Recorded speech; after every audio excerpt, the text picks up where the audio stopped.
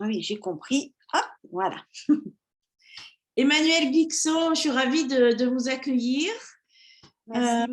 Emmanuelle, vous êtes avocate en droit de la famille, du patrimoine et des successions depuis 24 ans. Tout à fait. Vous êtes spécialisée dans les divorces, concubinage, pour les enfants également. Alors, je ne suis pas spécialisée, parce que spécialisée, c'est un titre particulier. Ah. Mon activité dominante, non, parce qu'au niveau de la déontologie, Très bien. donc, bah oui, je respecte la déontologie. Vous avez raison. Donc, voilà. Donc, mon activité dominante est effectivement en droit de la famille, du patrimoine et des successions. Et je fais aussi de l'immobilier. Voilà. D'accord. Donc, vous avez une conception de l'exercice de votre fonction qui est originale déjà pour moi et qui a évolué, je pense, pendant le confinement. Donc, j'aimerais bien que vous nous en parliez un petit peu. Oui, oui, le confinement m'a fait beaucoup réfléchir puisque pendant presque 3 mois, les cabinets étaient fermés. On ne pouvait pratiquement pas recevoir de clientèle et les tribunaux étaient fermés. Et j'ai pu enfin avoir le temps de me poser, de réfléchir. Et je me suis demandé comment exercer ma profession autrement pour aider à mieux accompagner mes clients. Et j'ai donc développé mon réseau relationnel sur LinkedIn et je me suis aperçue que je pouvais donc travailler avec des coachs, des sophrologues, des psychologues, des personnes comme vous qui s'occupent très bien des adolescents, également des médiateurs, des notaires, des agents immobiliers, aussi des personnes qui s'occupent de crédit parce que lorsque vous séparez des couples, se pose la question soit du rachat de soult, soit comment vendre une maison, etc. Donc, comment trouver le financement. Et j'ai commencé à me constituer ce réseau de professionnels qualifiés qui me permettent d'aider mes clients. Je demande à mes clients s'ils souhaitent travailler avec ces personnes-là, je les mets en relation. Et donc, mes clients bénéficient soit d'une aide psychologique, sur le plan psychologique, soit sur le plan financier, y compris même au niveau des honoraires d'avocat. Ils peuvent bénéficier d'une aide pour que l'avocat puisse être abordable, puisque tout le monde a le droit d'avoir un avocat compétent et financièrement abordable. Et du fait de cette aide-là, mes clients se sentant mieux dans leur tête et allégés de plein de soucis, arrivent à mieux envisager leur situation et du coup peuvent mieux répondre à mes questions, parce que j'essaie de déterminer quels sont leurs besoins fondamentaux pour savoir comment mieux les diriger, les conseiller. Et comme leur tête est libérée, ils arrivent à répondre beaucoup plus facilement à mes questions et j'arrive à les conseiller de manière plus efficace pour savoir comment diriger leur dossier. Est-ce qu'on reste sur un dossier purement contentieux ou est-ce qu'on utilise des modes alternatifs, des règlements des conflits et des modes amiables? Voilà. D'accord, très bien, merci. Alors justement, puisque vous en parlez, est-ce que vous pouvez nous dire 2 mots sur le mode collaboratif et la procédure participative et la médiation un petit peu pour nous expliquer ce que c'est?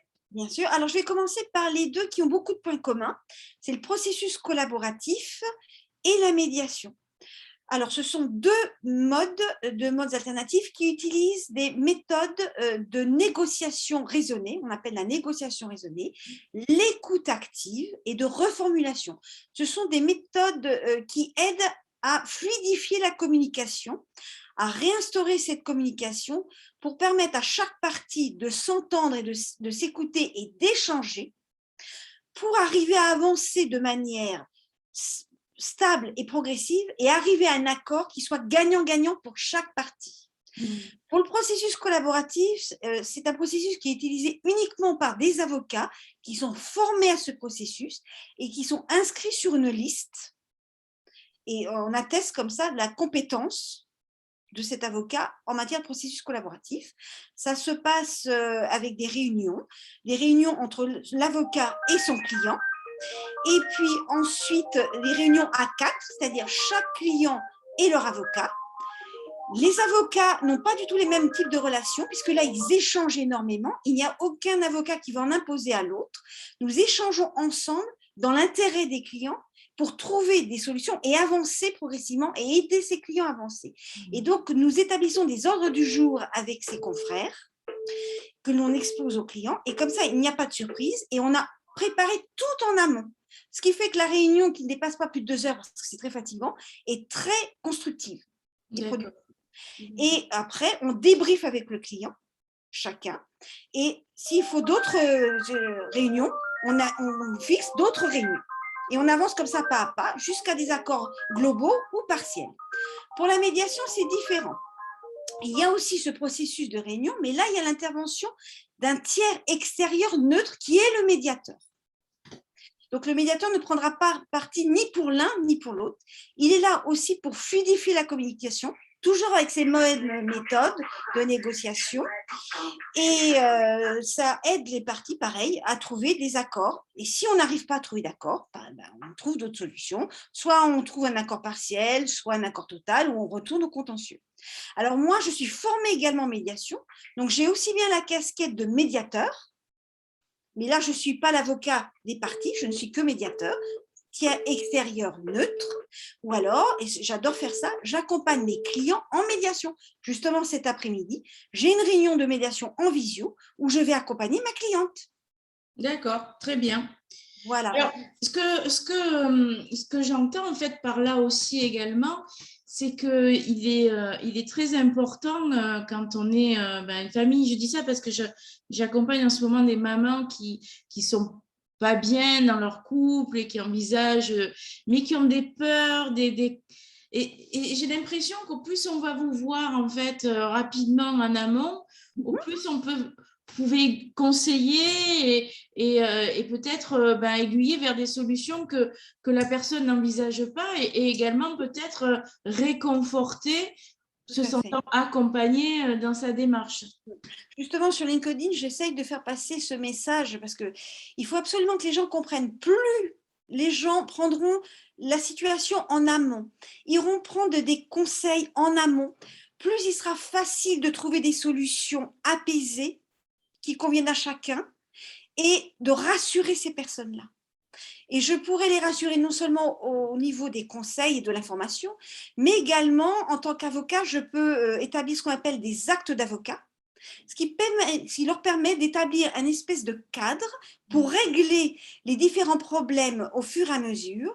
Donc, on traite de chaque problème, par exemple, le droit de visite et hébergement de l'un des parents, qui va chercher un des enfants à l'école, pourquoi, comment, etc. Et tout ça est traité en amont et de manière progressive et régulière, ce qui fait que les choses sont dépassionnées, les conflits sont dépassionnés et on arrive à des solutions beaucoup plus saines et gagnantes-gagnantes. Et on n'a pas besoin d'aller en urgence au tribunal. Le juge, lui, en urgence, à l'heure actuelle, c'est quoi? C'est 3-4 mois.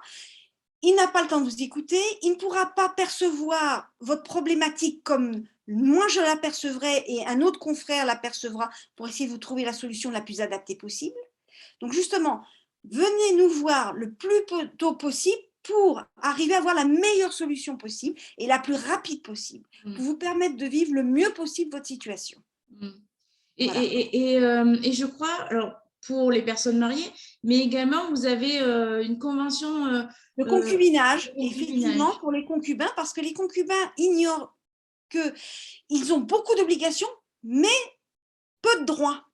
Et justement, le fait de venir faire une consultation avec un avocat, on informe les concubins sur leurs droits et leurs obligations et leur dire comment faire pour aménager leurs relations aussi bien financières que pour les enfants.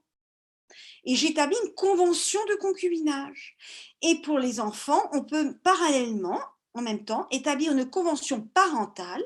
Et lorsqu'ils ont besoin véritablement d'une décision de justice, pas toujours. Moi, je peux faire dans la convention de concubinage tout intégrer parce qu'ils n'ont pas besoin d'avoir une décision de justice, ils s'entendent bien, ils disent non, j'ai pas besoin. Mais par exemple, ils veulent une décision de justice qui est la force de la chose jugée, avec laquelle ils pourront s'en servir si jamais il y a un conflit. Et là, à ce moment-là, j'établis une convention familiale que je fais homologuer par le juge, même sans audience, et c'est réglé. Oui, c'est vraiment important de venir vous voir le plus en amont possible. Ah oui, oui, oui. Ah ouais, vraiment. Il faut que les gens sachent qu'une consultation, ça n'est pas onéreux. J'ai été surprise, vous m'aviez parlé justement de vos honoraires et j'ai été surprise parce qu'en plus vous êtes avocate depuis 24 ans, vous êtes sur Paris et c'est vrai qu'on entend, bon, les avocats, c'est super cher, etc. Et j'étais vraiment agréablement surprise d'entendre vos tarifs, en fait. C'est-à-dire qu'effectivement, j'ai des confrères qui sont très chers, mais moi, je pars du principe que chacun a droit d'avoir un avocat compétent. Et de toute façon, ça fait partie de nos principes déontologiques. Nous devons adapter nos honoraires aux ressources du client. Donc, moi, je me mets à la portée du client. Oui, effectivement, moi, une demi-heure de consultation, c'est 74 euros. Et au-delà d'une heure, c'est 185 euros TTC. Donc, ce n'est pas inabordable. Donc, il vaut mieux investir dans une consultation qui n'est pas extrêmement chère pour éviter un contentieux énorme, douloureux et qui sera, lui, très cher. Voilà. Bon, c'est super. Et alors, j'ai dit que vous étiez à Paris, mais grâce, on va dire, au confinement, comme moi, vous avez pu pratiquer la visio et c'est quelque chose qui se fait facilement. Très facilement. Moi, je ne vois absolument pas, ça c'est le côté positif du confinement, je ne vois aucune différence entre mes rendez-vous en visio ou en présentiel. Il n'y en a absolument aucune. Même mes clients me redemandent après, ils ne veulent plus venir à mon cabinet et me redemandent en visio parce que pour eux, c'est un gain de temps. Mais oui. Et ils s'aperçoivent que c'est tout aussi efficace. Mais oui, tout à fait. Donc, pourquoi pas? Et ça me permet de traiter des dossiers sur toute la France. Et j'ai des personnes de province qui me contactent et on se programme des réunions comme ça, des rendez-vous en visio, et je traite leur dossier, il n'y a pas de souci. Et de toute façon, moi, je plaide sur toute la France. Ce n'est pas parce que j'ai un cabinet en région parisienne que je ne plaide pas sur toute la France. Voilà. Bon, très bien. Ben, écoutez, Emmanuel, merci. Je crois que